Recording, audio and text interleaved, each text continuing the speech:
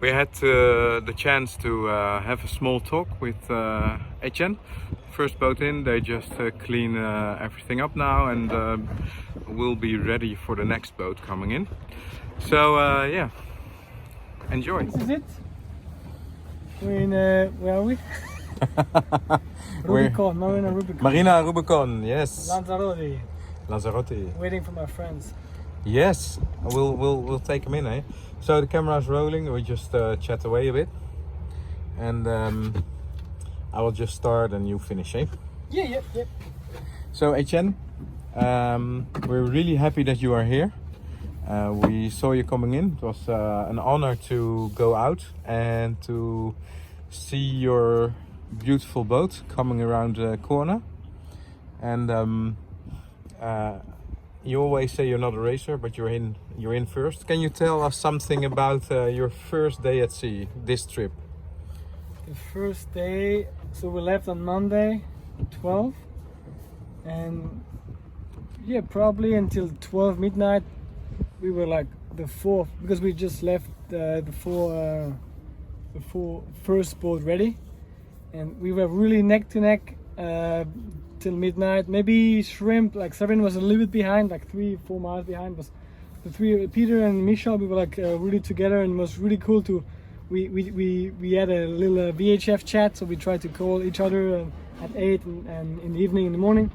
But we also could see each other, so I could see which sails they were putting on, and same with me, and so it was cool. And we had to pass this TSS or TCS traffic Separation scheme. Yeah, so TSS. So it was pretty much straightforward, and then so until we passed that line, we were like all together. And then as soon as that was over, all the traffic was out. I took my western options, and so I lost sight of them. And the first night was actually pretty crowded, like lots of big boats and lights and a couple of fishing vessels. So not much sleep. But I guess it's also the excitement of the start and all this. Okay, it's going on. We've been waiting for so long for that. So yeah, it was really because of the sea state. It was really not pleasant. And apart that, I had to try all the sails. So I had like my G3 in the air, G5. I had like full main, a couple of reef, always rip up down. And the rest of the trip, I had like my four sails and then my main on both sides, and doing that for quite a while, and it was working good. So it wasn't really the relaxing coconut milk run trip where I was just doing nothing. It was moving a lot, but no big challenge. Like happy I'm here. Happy you're here. Yeah. Hey, and if you should put hours to hand steering or to autopilot wind vane steering, so you have 3 options. In hours, how many hours would you? Okay, so it took me 5 days from Lagos to here, maybe 4 days and 20 hours or whatever. Just let's say 5 days. I probably hand steer 3 hours, I think. And the little electric autopilot maybe did a big afternoon, maybe let's say 12 hours, and the rest was the wind vane. So yeah, that's the ratio. And how went sleeping and cooking? So because it was really moving a lot, I spent a lot of time like just laying down, not all the time sleeping, but like laying down. I read 2.5 books, so I was just laying down and cooking really the bare minimum. I had like lots of cheese and bread when I left, and apples. So I had a lot of just bread and cheese and apple in the bed. So I didn't do any major cooking. But sleeping was good. Like I don't know, I was always waking up after I think max an hour to just have a look, and then went back to sleep. I don't really keep a really proper I don't know how many hours I slept or not. I just, when I'm tired, I slept, and I always wake up to check if there's any problems. The AIS is on, so yeah, it was good. Not tired at all. And how are things inside? Did you manage to keep it a bit dry? Yeah, it's dry. It's just more really messy, like stuff they were rolling out, and then there's always something in one of the of the cabin or whatever, like just rolling, and you have to find it. And so it's dry. It's just like it's everything's been like rolling around, and but dry. Yeah, there was no water coming in, nothing. This is good. And what about the sail setup when the wind started picking up after a few days? What did you do? So I think the last 3 days was mainly with the main and the foresails on one on each side with the spinnaker pole for the foresail, and taking a reef or two depending if the wind was picking up or not, and that was actually working pretty good. And the last 12 hours, the last night, was really getting more windy, so I tried just with the main. That was not really working properly, so at the end I finished maybe just with the head sails for a while, and when I reached Lanzarote I could hoist my main again and add some wind from the 3/4 from the back, and that was again a little bit more stable and less rolly. So actually you have sailed quite some time with only your head sails on? No, that was probably the last 10 hours. Okay. I mean, just the last night. Okay, because it was really rough, or it was...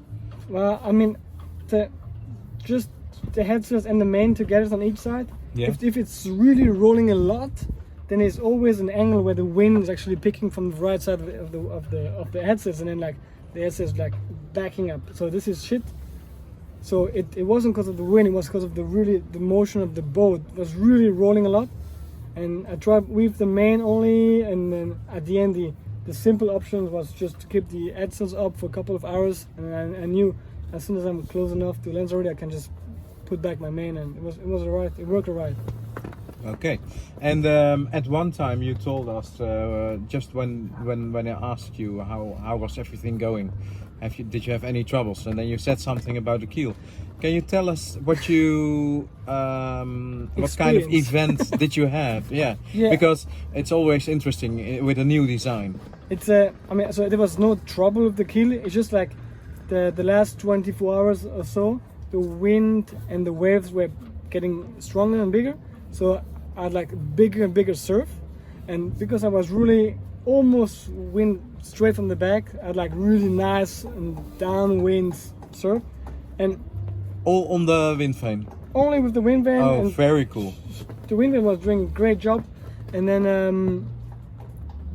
the speed on the GPS. As soon as I was reaching 8.5 or 9, there was this huge vibration starting in the keel. Like, I mean, the keel, as soon as I reach 4 knots, there's a little humping, like really gentle. This is like normal. But as soon as I reached like 9 knots, there was this really loud like vibration, and the boat almost stopped, or didn't stop. But like you could feel like a handbrakes in the car, and then like boom, the speed dropped to like 8 or below 8. And that was like a couple of times. And the first time I was really surprised because I thought, oh, I just touched something, or maybe a fishing net or whatever. But it's actually just the keel starting to vibrate it in really high frequency. I don't know exactly the physics, but it's just as soon as the keel of the boat reached any high speed, the keel stopped the boat. And this was a little bit surprising at the beginning, because I didn't know where they're coming from. So there could be room for improvement, maybe. I guess so. Yes, this is probably also why the first one is a new design with the first. You're the trailblazers, eh? Trailblazers. So we're learning, and I think there's lots of information to learn from this first session of boys and girls building boats, and what can be improved. But I'm not a boat architect, so I can't really explain exactly why. But I think it's there should be discussions about some of the details of the boat. At least it's a very significant observation we should take a look at. Yeah. So, other question. Right before the start, everybody decided to just stay a day longer, and then you went out sailing with a few guys. We went out to check out what you were doing and what you were doing, the two and the three of you. I liked it very much. Can you tell me what you have learned then and what you have used from that day on the rest of the trip? Because your boat was significantly faster than the rest. I went for like a last Sunday test sails with my two sailing daddies. Who are they? Renaud and Guy. One is a Swiss guy and the other is French. And they're like they're both really experienced sailors. And then we went for like a test sails, and then they both like actually installed. We installed like a Cunningham, and we really tweaked the vang exactly at the right spot, so the main could be really flattened and got the perfect shape on the main, also the best as possible. So the Cunningham and the vang, the boom vang, that was like the Sunday, the day before the start, the last installations, put the pulleys in the right position and get different boat angles to know how to use it and when to use it. So that was really important, and that helped actually a lot. The boat needs a nice looking main, and I think that's where he got his power, the main. So yeah, it was a really good trip. And thanks guys. Thanks Renaud and Guy. What did you learn about the weight trim? About the main, you mean like the... No, the weight in the boat. Oh, like, the weight. Just put a bit more stuff in the back, or... We tried, because we were 3 person.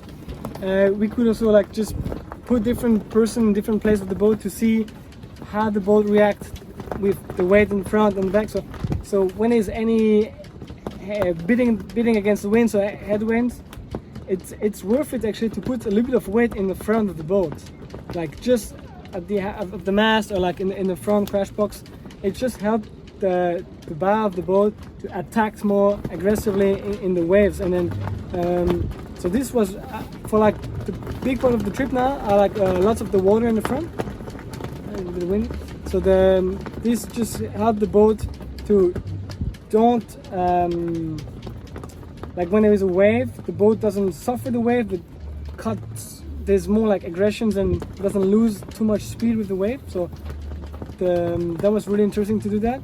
And also like we tried to also in the cockpit where it's good to steer. They also told me like maybe I should change my my tiller stick and get one twice as long, because the good place to steer is probably where the winch are, so it's a little bit not too on the back but in the middle. So this like we tried that.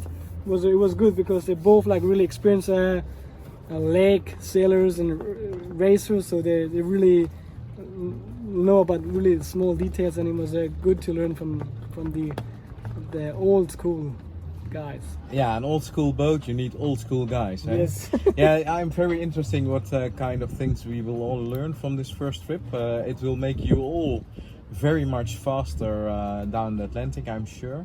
How did the boat feel to you? Because you have sailed a 34 feet steel boat for 4.5 years in the South Pacific. That's very much different than this boat. Yes. So how did the boat feel for you?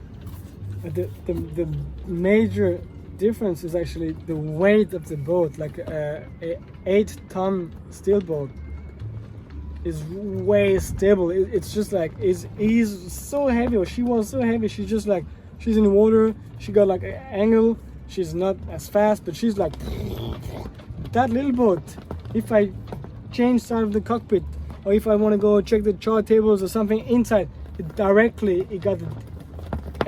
affects directly the balance, or like the stability of the boat. So the weight is really important on the boat, and that little boat is just, it's as soon as it's like wave in different direction, it's just rolling. It's just there's no weight, there's nothing to make it like really, okay, I don't move.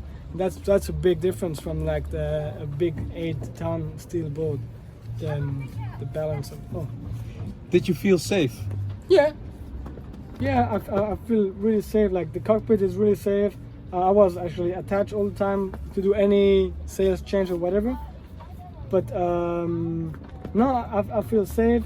Even that night there was wave breaking on the back, and I didn't want to take the tiller myself and say, oh, I will steer better. Like the wind did the job, and I was happy. I was good. I was yeah.